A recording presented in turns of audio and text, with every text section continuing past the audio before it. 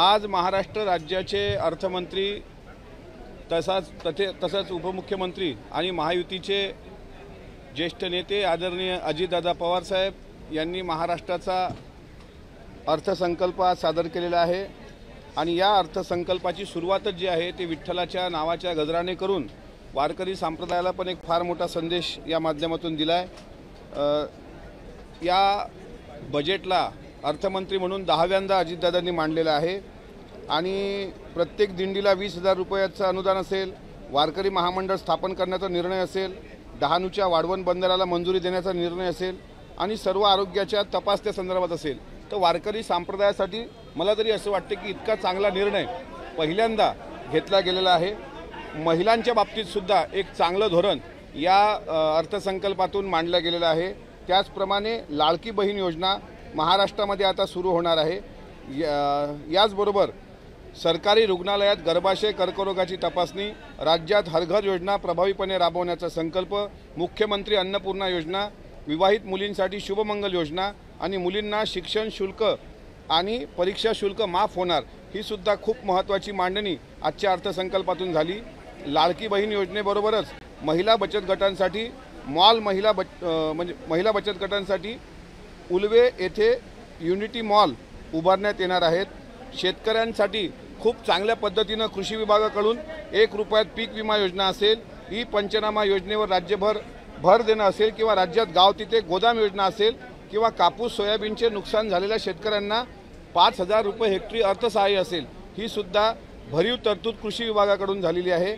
वारकऱ्यांच्या प्रतिदिंडीला 20,000 रुपये अनुदान देण्याची घोषणा झालेली आहे आणि 10,000 पिंक रिक्षा महिलांसाठी, अन्नपूर्णा योजना, मुख्यमंत्री अन्नपूर्णा योजना महिलांकरता वर्षाला एक कुटुंबाला 3 सिलेंडर मोफत दिल्या जाण्याची योजना असेल किंवा बचत गटाच्या निधीत 15,000वरून 30,000 रुपयापर्यंतची भरीव वाढ आणि यावर्षी 25 लाख महिलांनी लखपती दीदी बनवण्याचा शासनाचा विचार, म्हणजे एकंदरीत महिला, युवक, वारकरी, शेतकरी आणि महाराष्ट्राच्या सर्वसामान्य जनतेला डोळ्यासमोर ठेवून राज्याचे अर्थमंत्री आदरणीय अजितदादांनी हा अर्थसंकल्प सादर केला। वरिष्ठ सभागृहामध्ये दीपक केसरकर साहेबांनी हा अर्थसंकल्प मांडला, त्यामुळे या अर्थसंकल्पाचं महायुतीचा घटक म्हणून मी स्वागत करतोच, पण एक सर्वसामान्य शेतकरी कुटुंबातला एक सामान्य शेतकरी म्हणून सुद्धा या अर्थसंकल्पाकडे मी पाहतो। अर्थसंकल्प मांडल्यानंतर आमच्या विरोधकांच्या पोटात पोटशूळ उठणं स्वाभाविक आहे, त्यांचा पोटशूळ थांबणार नाही। किती चांगला अर्थसंकल्प मांडला असता तरी त्यांनी त्यांच्या सवयीप्रमाणे अर्थसंकल्पावर टीका केली असती, म्हणून राष्ट्रवादी काँग्रेस पक्षाच्या वतीने आणि महायुतीच्या वतीने आमच्या विरोधकांकरता आम्ही आज सभागृहामध्ये कायम चूर्णाचं सुद्धा वाटप केलेलं आहे। म्हणजे ज्यांच्या पोटात हे दुखलं असेल की एवढा चांगला अर्थसंकल्प सादर झाल्यानंतर पुढच्या विधानसभेत आपलं काही भविष्य खरं नाही, कारण महिला भगिनी असतील, युवा असतील, सुशिक्षित बेरोजगार असतील आणि शेतकरी असतील आणि वारकरी संप्रदाय असेल, या सर्वांच्या दृष्टीने हा अत्यंत महत्त्वाचा अर्थसंकल्प राज्य शासनाने सादर केल्याबद्दल मी महायुती सरकारचा, राज्य सरकारचा, विशेषतः अर्थमंत्री अजितदादांचा मनपूर्वक आभारी आहे आणि ऋण व्यक्त करतो। सर हिंदी में सर बजट को लेकर क्या बोलेंगे सर हिंदी में? विरोधी पक्षाने विजय वडेट्टीवार हे सकाळी बोलत असताना पाठीमागच्या काळापासून भाजपच्या नेत्यांकडून अजित पवार यांच्यावर सातत्याने टार्गेट केलं जाते। काल सुद्धा पुणे जिल्ह्यामध्ये जो प्रकार घडला त्यावर बोलताना विरोधी पक्षाने ते असं म्हणलं की बैलाचं काम शेतकरी बैल झाल्यानंतर काय करतो आपल्याला माहित आहे, त्या पद्धतीने अजितदादांची आता अशी अवस्था महायुतीमध्ये झाली आहे। अजितदादांना बैलाची उपमा विरोधी पक्ष नेत्यांनी दिलेली आहे। शेवटी त्यांची परंपरा कसायाला बैल विकण्याची असेल, माझ्या माहितीप्रमाणे शेतकरी बैल जो आहे तो घरातच वागवतो आणि अशा प्रकारे वडेट्टीवार यांनी वक्तव्य करून एक प्रकारे क्रूर थट्टाच आमच्या शेतकरी बांधवांची केलेली आहे आणि वडेट्टीवार साहेबांनी प्रामाणिकपणे खरंच सांगावं की भारतीय जनता पार्टीच्या किती महिन्यापासून ते संपर्कात आहेत, कारण काँग्रेसमध्ये नाना पटोलेजी जेव्हापासून प्रदेशाध्यक्ष झाले तेव्हापासून वडेट्टीवार साहेबांची मळमळ सुरू आहे।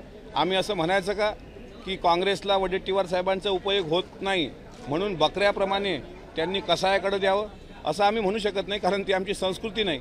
मात्र वडेट्टीवार साहेब आपण सुद्धा भाजपच्या संपर्कात आहात हे आम्हाला माहीत आहे, एवढं विसरू नका।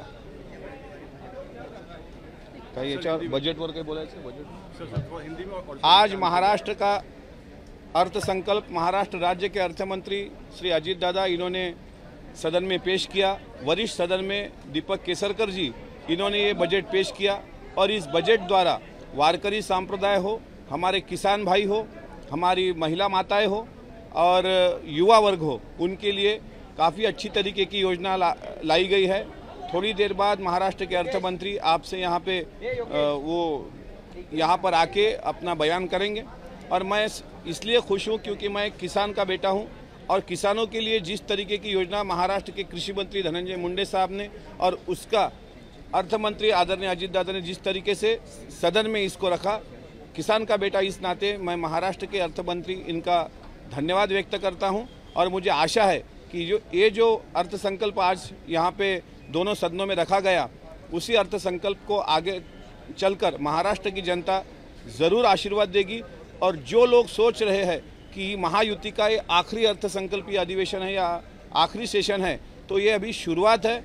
आगे आने वाले सभी दिनों में महाराष्ट्र में इस अर्थ संकल्प के आशीर्वाद के माध्यम से महाराष्ट्र की सर्वसामान्य जनता हम महायुति को अच्छी तरीके से आशीर्वाद देगी और ये हमारा शुरुआती अधिवेशन है ऐसा मैं सोचता हूँ। आगे आने वाले यानी ढेर सालों तक यही महायुति इसी तरीके से आपको महाराष्ट्र विधिमंडल में कामयाब होती हुई दिखेगी। एक बात मेरी कहने की रह गई कि इतना अच्छा अर्थ संकल्प हमने दोनों सदनों में रखा, उसके बावजूद भी हमारे जो विपक्ष के लोग हैं उनके दिल का हम समाधान नहीं कर पा रहे, ऐसा उनको लगता है। तो उनके एसिडिटी के लिए हमने राष्ट्रवादी कांग्रेस पार्टी ने आज कायम चूर्ण वाटप का एक कार्यक्रम रखा है। कुछ ही देर बाद सभी जिनके पेट में हलचली मच चुकी है उनको ये फ्री ऑफ चार्ज यानी इसका कोई शुल्क नहीं आकारा जाएगा, ये मुफ्त में बांटा जाएगा। खासकर जो 2-4 दिनों से राष्ट्रवादी कांग्रेस पार्टी पे जिस तरीके से एलिगेशन विपक्ष वाले, महायुति वाले थोड़े बाजू में रखता हूँ, विपक्ष वाले रख रहे हैं, उनके लिए कायम चूर्ण का वाटप थोड़ी देर में महाराष्ट्र सदन के बाहर हम करने वाले हैं। सरकारने हा बजेट सादर केला आहे, तुमच्या मित्रपक्षात कोणी म्हटलं? एकनाथ खडसे. खडसे साहेब आता कोण्या पक्षात आहेत याबद्दल मला संभ्रम आहे. ते राष्ट्रवादी काँग्रेस पक्षाच्या सगळ्या सूचीमध्ये त्यांचं नाव आहे. म्हणजे आसन व्यवस्था जी विधान परिषदेमध्ये होते त्यामध्ये राष्ट्रवादी काँग्रेस पक्षाच्या आसन व्यवस्थेमध्ये खडसे साहेबांचं नाव आहे. आणि दुसरीकडे अहिल्यानगरला जो मेळावा झाला त्यातल्या एका युवा नेत्यांनी तुतारीच्या असं सांगितलं की श्रीराम पाटलांच्या विरुद्ध रक्षाताई खडसेंना एकनाथराव खडसे साहेबांनी मदत केली आणि स्वतः हे खडसे साहेबांनी पण कबूल केलं की मी रक्षाताईंना मदत केली. म्हणजे नेमके खडसे साहेब सध्या भाजपमध्ये आहेत का, कारण त्यांचा पक्षप्रवेश झालेला नाही, की राष्ट्रवादी काँग्रेस पक्षामध्ये आहेत, याबद्दल माझ्याच मनात संभ्रम आहे. त्यामुळे या प्रश्नावर काही उत्तर देणं मला योग्य वाटत नाही. पण त्यांनी जर अर्थसंकल्पावर तसं भाष्य केलं असेल तर मला असं वाटतं की विरोधक म्हणून त्यांचा तो अधिकार आहे, त्यांनी केला पाहिजे.